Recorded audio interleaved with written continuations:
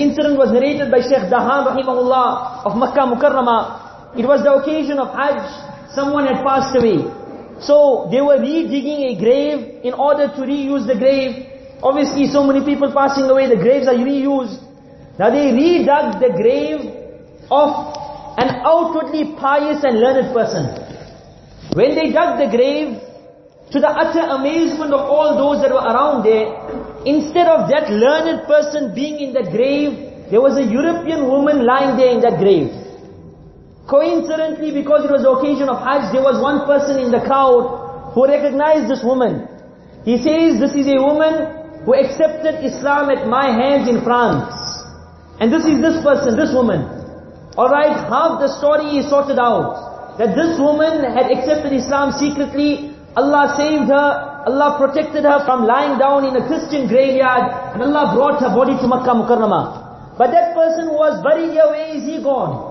After Hajj they sent a delegation over to Europe, France, whoever it was, and somehow they convinced the family that now we want to redig the grave.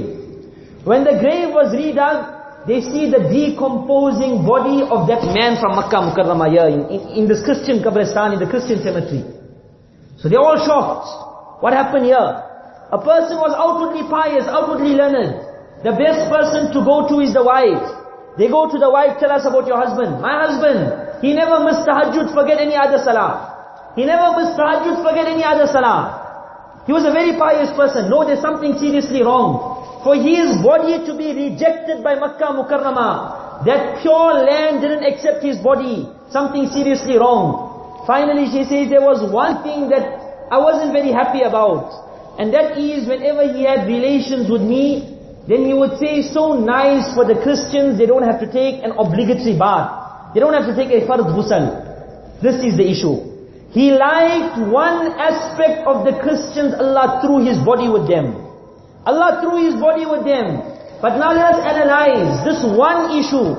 Was it something that relates to the fundamental of deen? Something relating to aqaid and beliefs? No. Something that we will say of secondary nature. But something of secondary nature he wasn't happy with.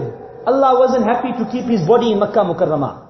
Now imagine if a person has serious doubts regarding Iman. As we had explained, doubts regarding the Quran, etc. What will be the position of that person?